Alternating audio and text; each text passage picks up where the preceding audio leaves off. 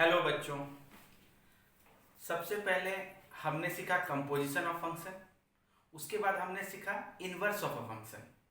अब जो हम हैं सीखने वाले वो है इनवर्स ऑफ कंपोजिट फंक्शन। मतलब आलू के पराठे, प्याज के पराठे, तो अब आलू प्याज का पराठा, मतलब एक चीज कंपोजिशन सीख गए, उसका इनवर्स सीख गए।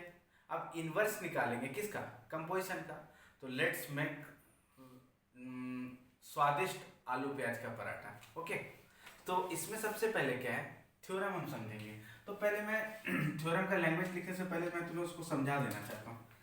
थ्योरम क्या है कि अगर f एक फंक्शन है, ठीक है, from x to y, and g एक फंक्शन है from y to z। Okay, ऐसा है, ये भी इन्वर्टिबल है, ये भी इन्वर्टिबल है, ठीक है, मतलब ये भी बाइजेक्टिव है, ये भी बाइजेक्टिव है। तो बोल रहा है कि गॉफ जो फंक्शन होगा वो भी इन्वर्टिबल होगा, एंड गॉफ का जो इन्वर्स होगा वो क्या हो जाएगा, तो जो बाद में लिखा है पहले इसका इन्वर्स ऑफ जी इन्वर्स, मतलब कंपोजिशन ही है ये एक तरह का।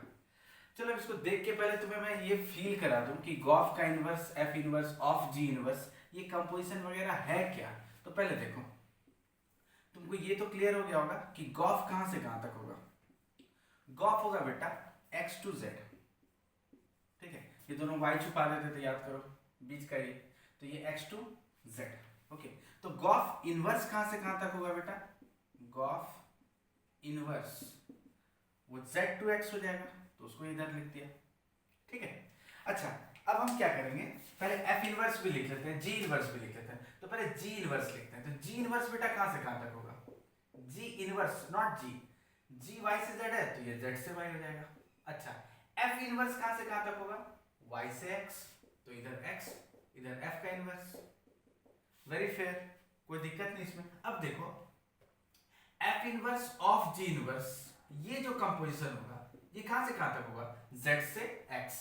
इसका मतलब f inverse of g inverse, ये जो फंक्शन होगा ये बेसिकली कंपोजिशन है g इनवर्स का f के साथ। तो ये फंक्शन भी कहां से कहां तक निकला? z से x, ये भी z से x। तो मतलब इक्वालिटी होने का चांस तो बनता ही है ना, क्योंकि दोनों का जो कॉरेस्पॉन्डेंस है सेम सेट में हो रहा है, तो मतलब फेयर चांसेस भी है। अगर डोमेन, कोडोमेन, रेंज तीनों बराबर हुआ ही नहीं, फिर तो मतलब होगा ही नहीं। मान लो डोमेन ही इक्वल नहीं हुआ, तो फिर तो कोई फायदा ही नहीं, ठीक है। तो एक तो ये कॉन्सेप्ट हम यूज करेंगे, एंड दूसरा इनवर्स ऑफ अ फंक्शन निकालने के लिए हम क्या करते थे, याद करो।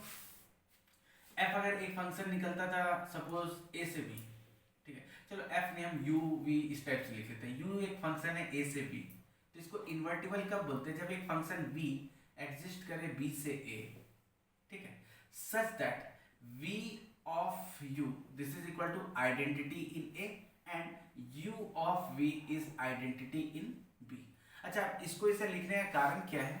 u का जो डोमेन आएगा वो यहाँ आएगा, यहाँ पे v, तो यहाँ v का डोमेन आएगा, v का डोमेन b है इसलिए ib, और यहाँ पे u का डोमेन क्या है? a, तो यहाँ पे क्या लिखेंगे? ia।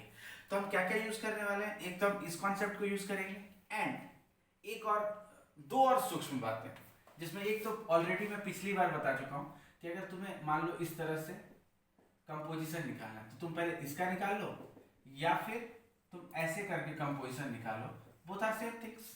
एक तो इस चीज का भी यूज होगा, and last but not the list कि आइडेंटिटी के साथ किसी का भी कंपोजिशन निकालोगे वही फंक्शन आएगा। मतलब अगर मान लो ऐसा आ जाए f ऑफ आइडेंटिटी, तो ये f ही आएगा, ठीक है। ये सारी चीजें, तमाम चीजें हम यूज करेंगे। मतलब एक तो ये, एक ये, एंड एक ये, उसके बाद थ्योरम बहुत ही इजीली प्रूफ हो जाएगा, ठीक है। तो फंक्शन में ये जो थ्योरम है, एक तो थ्योरम पिछले वाले वीडियो लेक्चर में था, वही associativity of composition of function. अब एक यहाँ पे क्या है, let f is a function from x to y and g is a function from y to z be two invertible functions. समझा मैंने तुम्हें पहले दिया है, अब इसको फॉर्मूले लिख रहे हैं लैंग्वेज में। Then g o f is also invertible with g o f का inverse equal to f inverse of g inverse, ठीक है। अब इस क्वेश्चन को करने के लिए हम क्या क्या चीज का यूज करेंगे, ठीक है, उसको मैं साइड में कहीं कहीं एडजस्ट कर लेता हूं, ठीक है। पहले हम क्या करते हैं, यहाँ पे एक चीज लिख लेते हैं, u is a function from a to b, ठीक है। तो ये इन्वर्टिबल कब होगा, जब b from b to a ऐसा हो ताकि v of u, this is identity in a, and u of v is equal to identity in b। एक तो हम ये यूज करेंगे, ठीक है। और जो हम क्या क्या यूज करेंगे कि f of g of h इस तरह से या इस तरह से, ये दोनों सेम बातें हैं, ठीक है। मैं अपने अस्त्र अच्छे से समझा के मतलब संभाल के रख लेता हूँ, इन्हीं चीजों का हमें यूज आएगा। एंड एक क्या है f का, ठीक है, आइडेंटिटी के साथ कंपोजिशन इज f इटसेल्फ, ठीक है। इसमें भी कुछ पहाड़ वाली बातें नहीं। अब इन चीजों का अगर हम अच्छे से स्मरण रखें, याद रखें, ध्यान रखें, तो बहुत ही इजी है ये थ्योरम।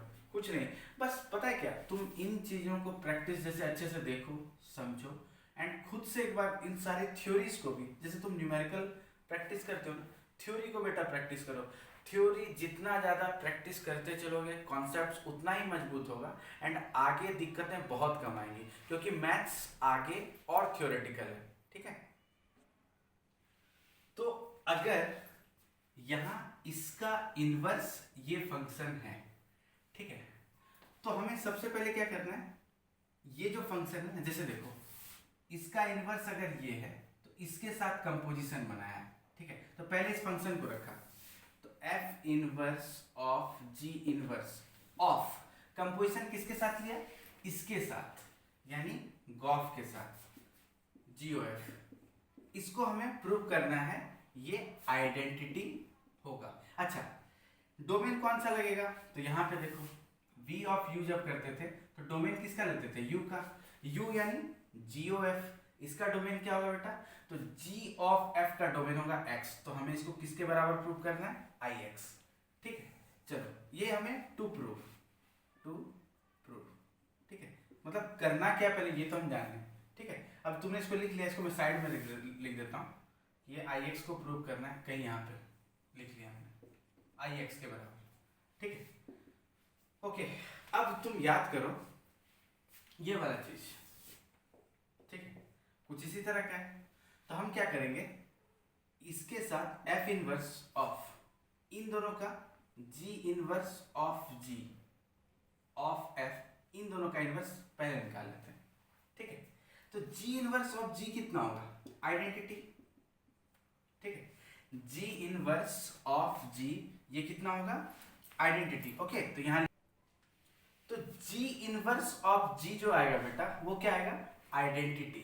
अच्छा, अब मैंने तुम्हें पहले ही बताया, अब यहाँ पे x y z में क्या देखेंगे, तो g का डोमेन क्या है, तो g का डोमेन क्या है बेटा, y, तो यहाँ पे क्या आ जाएगा, y ऑफ f, ठीक है। अब इनका हम अगर आइडेंटिटी, मतलब इसका आइडेंटिटी के साथ कंपोजिशन यही हो जाएगा, f इनवर्स ऑफ f। यहां तक क्लियर है, तो हम अच्छे से समझ गए, ठीक है। अब तुम्हें अच्छे से याद हो ही चुका है, f इनवर्स ऑफ f ये जब भी आएगा, ठीक है बेटा, तो ये क्या हो जाएगा, आइडेंटिटी। तुम एक चीज ये याद ही कर लो, f ऑफ f इनवर्स ये भी identity, f inverse of f ये भी आइडेंटिटी। f अगर एक फंक्शन है a से b, तो f ऑफ f इनवर्स ये आइडेंटिटी होगा, तो यहाँ पे डोमेन किसका लगेगा, f इनवर्स। f इनवर्स का डोमेन क्या होगा, f इनवर्स हो जाएगा b से, तो यहाँ क्या लिखेंगे, b, एंड यहाँ पे इसका डोमेन यूज होगा f का, क्या है, a, तो ये हमें यूज करना था। तो f इनवर्स ऑफ f हो तो जाएगा आइडेंटिटी, तो यहाँ पे डोमेन किसका आएगा, f का, विच इज x, देखो। तो ये हमारा एक साइड वाला प्रूफ हो गया, जिसको हम ये वाला बोलते हैं ना, तो पहले हमने ये प्रूफ कर दिया। अब हमें जो प्रूफ करना, देखो ये ix मैंने घेर के रखा था ना, तो ये ix आ गया, ठीक है बेटा। और जो हमें दूसरा प्रूफ करना है वो क्या है, u ऑफ v, ठीक है, इज इक्वल टू ib। अब हम इसको प्रूव करते हैं, सेकंड वाले पार्ट को, ठीक है। अब हमें क्या प्रूव करना है, u of v equal to ib, ठीक है। मतलब एक बार तो इसका इसके साथ, अब इसका इसके साथ, ठीक है, मतलब इसका g ऑफ f का composition with f inverse of g inverse, ये कंपोजिशन, ठीक है, ओके। अब अगर हम इसको देखें, ठीक है, तो जी ऑफ पहले इसके साथ F of F inverse of ji inverse, ठीक। अब एफ ऑफ एफ इनवर्स ये क्या हो जाएगा, आइडेंटिटी, नो डाउट आइडेंटिटी। तो यहाँ पे एफ इनवर्स का डोमेन, एफ इनवर्स क्या हो जाएगा, y से x, तो यहाँ हो जाएगा y ऑफ g इनवर्स। अब अगर हम इसका कंपोजिशन निकाले तो g खुद आएगा, तो g ऑफ g इनवर्स, ठीक है।